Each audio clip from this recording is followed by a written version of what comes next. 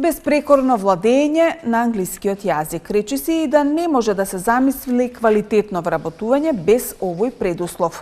Колку повеќе говорни вештини, познавање јазици, толку поголеми можности на пазарот на трудот. Сторија на Стефче Митревски.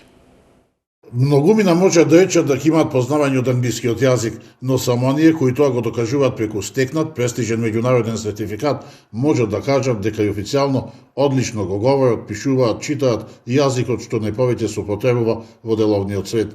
Никола Наумовски е еден од десетината кој може да се пофали дека го стекнал ESB сертификатот преку Битолскиот центар за англиски јазик, кој веќе втора година е единствен застапник на Балканот на оваа мрежа. И со здобивањето на овој сертификат, еден млад човек може да конкурира на пазарот на трудот, како во нашата држава, така и во странство. Исто така, овој сертификат, една од позначајните работи е тоа што нема рок на траење, истиот може да се користи неограничено. Од Битолското овластено представништво велат дека бројката на мал број сертификати се должи на пандемијата, но и строгите критериуми кои мора да се почитуваат за да се добие документот кој отвара многу меѓународни врати. Еден од водечките меѓународни сертификати за прием на сите универзитети во Обединетото кралство и земјите кои што се во рамките на Комонвелтот.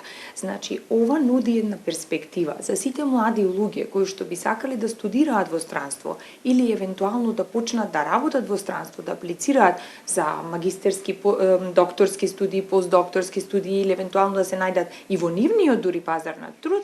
Безпрекорно владење на англискиот јазик одподамна стана водечки тренди на домашниот пазар на трудот, вели Милевска. Овде имаме и потреба, значи во самиот закон за државна и јавна администрација постои услов со кој што тие се условени да поседуваат меѓународно признат сертификат.